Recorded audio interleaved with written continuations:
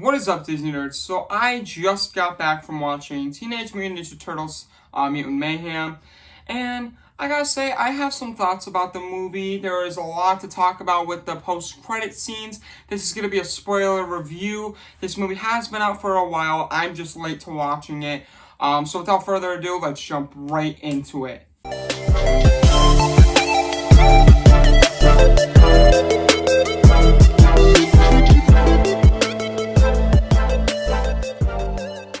So first off, I will say I was never a big Teenage Mutant Ninja Turtles fan growing up. Like, I watched the 2014 movie and the sequel, and I just was like, that was my first introduction to the Teenage Mutant Ninja Turtles as a kid, and I was just like, this movie sucks. And of course, those are the worst of the movies. And then I just recently, yesterday actually, saw the 1980s version of the Teenage Mutant Ninja Turtles.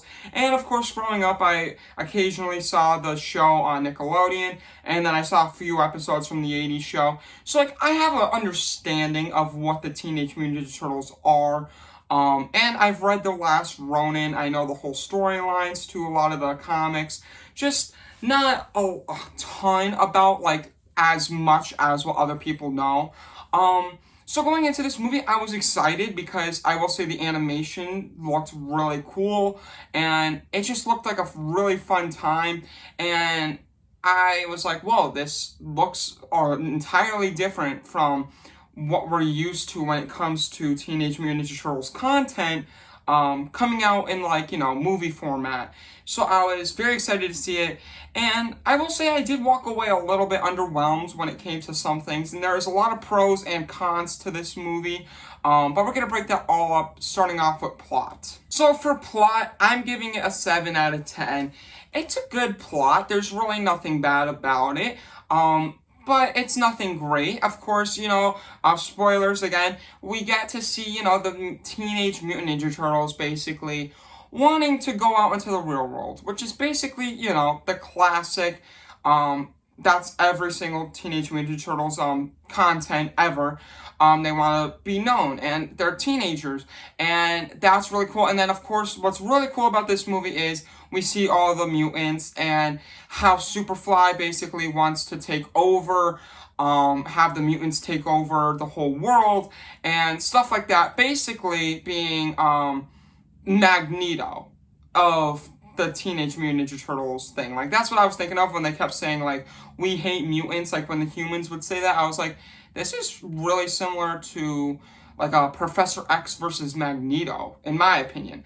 However, I know that's just the Marvel nerd in me watching these movies. But it was really fun to see that, and I will say I really liked Superfly. I really liked John Cena and Seth Rogen's characters. I can't think of their name. Bebot, I believe, and the other ones, it's just not coming to my name right now. But, the Rhino and the Warthog, those two are awesome, and they were in the 2016 sequel to the Teenage Mutant Ninja Turtles movie, Out of the Shadows, and those were one of my favorite characters. So I was very excited to see them, and I will say they're not really in it as much. You get very tiny scenes with them, and basically with every single mutant you get very tiny scenes, unless it's, of course, the 4 turtles.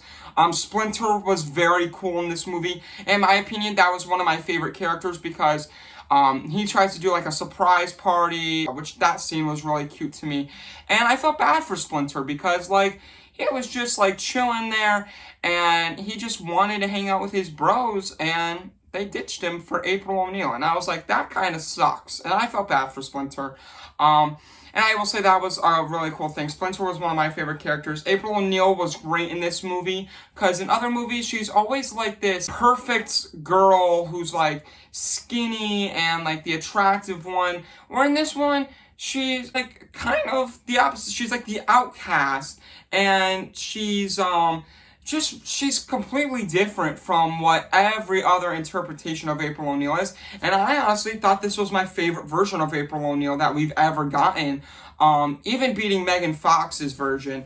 And honestly, I will say, like, she was just great in this movie. The plot was good. It's just a little bit basic. And I will say, I thought that there was a lot of setup to the next movie within this plot. And we will, again, talk about that when we get to ending. Next, I have visuals, and I'm giving visuals, sadly, a 6 out of 10.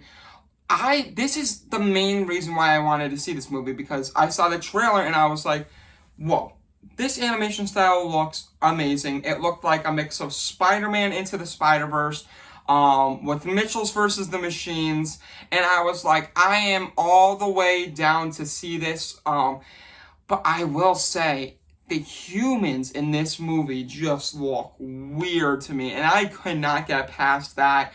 And I will say, I really like the way the mutants looked in this movie. I love the way the buildings looked, like the atmosphere, basically like the surrounding area was really cool, the landscaping. It's just, the human characters looked really weird. Besides April O'Neil. April O'Neil looked fine. Every other character, though, their chins were misplaced, and like the main, I guess, villain, or not really, Superfly's the main villain, but like this setup villain, this girl, just, I can't, like, she doesn't even have a chin, and like, I understand that it's basically like, oh, it's meant to be like a kid doodling in like class when they're bored, and I mean, I make some weird drawings in class whenever I'm bored, you know, like I understand what they were trying to do, but still I just couldn't get behind the faces of the humans, or like just the way they were looked in this movie. Acting, I'm giving this a 7 out of 10. The acting was fine. It was really good. Again, the dynamic between the turtles in this movie were great. You can really tell that they were like bonding in this film, and they weren't kind of just like all like forced to be a team.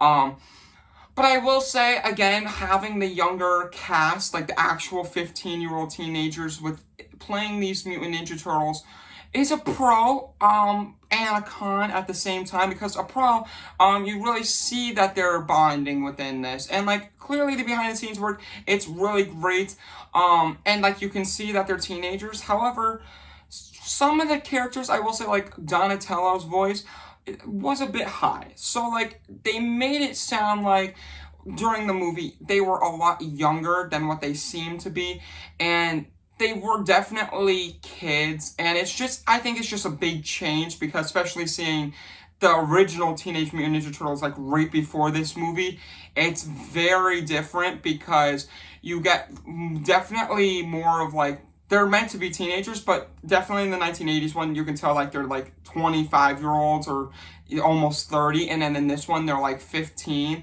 and it's just a very, there's a big, massive difference, so that was also like, I was like, whoa, like this is, I have to get used to it, and like, I will say, like, I did, like, eventually, it just was, it's a pro and a con at the same time, I think, and it honestly is probably just nitpicking at this point. Like, it was very good, and I will say I liked Ice Cube's performance as Superfly. He was very cool as Superfly.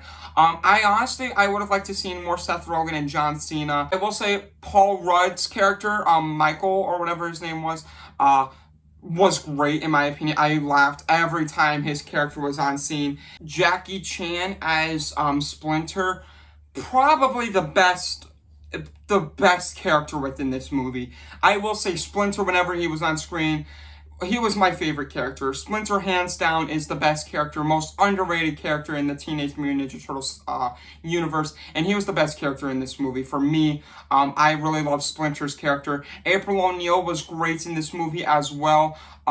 Phenomenal performances all around, and I will say everyone's acting was great in this movie. There was nothing that was bad. Okay, so soundtrack wise, I'm giving this a 9 out of 10. The soundtrack was phenomenal. Every song that came on here, I was vibing to it. When they were fighting in the giant fight scene, that was like the montage fight scene, that was really cool. Whenever we got like the backstory of Splinter's character, his fight scenes were always like a cool theme and song. The songs were definitely really coolly chosen for this movie, and specifically chosen for this movie, and I really like that. I just was vibing to every song that was on here, and the soundtrack is probably one of the best soundtracks that we've gotten this year. Like, not like original score-wise, but just soundtrack-wise. Like, besides this and Guardians, I will say was probably my favorite soundtracks, and the Mario movie. But yeah, really cool soundtrack. For enjoyment, I'm giving it a 7 out of 10. Like I said, I came out of this movie a little underwhelmed, but I did enjoy it still. It's just I wanted, I think, a little bit more to the movie. When it came to like storytelling wise or the visuals, like I again wasn't really a big fan of the people's faces, but I did really like Superfly. Again, Master Splinter was awesome. I really like seeing all the mutants, and because we never really got in a movie with every single mutant together, and that's really cool. There's a lot of enjoyments and enjoyable moments within this movie. There's just a few things like that I noticed while watching the movie that I was like, oh, I don't really know if I like that much. But there is a lot of stuff to enjoy within this movie. And now ending, I'm giving it an 8 out of 10. The ending was really cool. We get to see them go to high school. That's really fun to see.